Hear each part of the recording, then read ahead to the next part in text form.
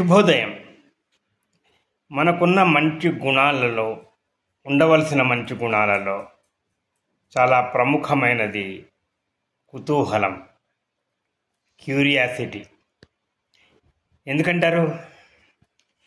శిశువును చూడండి, ప్రతి దానిలో కుతూహలమే, ప్రతిదీ ఆశ్చర్యమే, ప్రతిదీ నేర్చుకోవాలనేటువంటి కోరికనే. అవమానాలు కానీ, అపజయాలు కానీ, అడ్డంకులు కానీ శిశువును ఆపుతాయా? ఆపాయి కదా. అందుకే శిశువు పెరుగుతాడు, వృద్ధి చెందుతాడు ప్రతి విషయంలో, శారీరకంగా, మానసికంగా. ఈ గుణాన్ని మనము పెరుగుతున్న కొద్దీ కొంచెం కొంచెం కొంచెం కొంచెం కోల్పోతాం.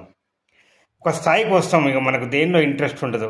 శ్రేయా ఘోషాలను అరెస్ట్ చేసిరా, సద్గురుని అరెస్ట్ చేసిరా, లేకపోతే ఇంకేదో పనికిరాని జరిగినాయా, ఇటువంటి చెడు విషయాల మీదనే మన కుతూహలాన్ని దారి మళ్ళిస్తాం.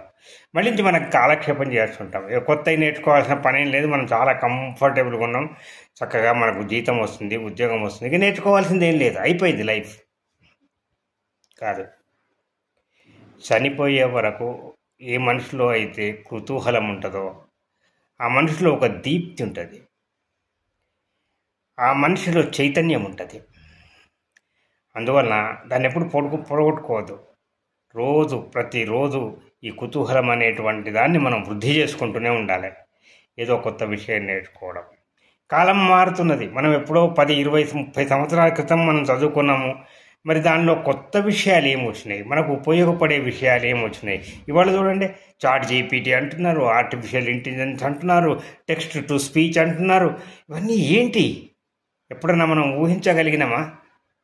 కొత్త విషయాలు చాలా ఆకర్షణీయంగా ఉంటాయి, ఉపయోగపడని చేయొద్దు. ఎప్పుడు కూడా ఉపయోగపడేది చేస్తే మళ్ళీ మనకు నష్టమే. అందుకని కుతూహలాన్ని మర్చిపోకండి.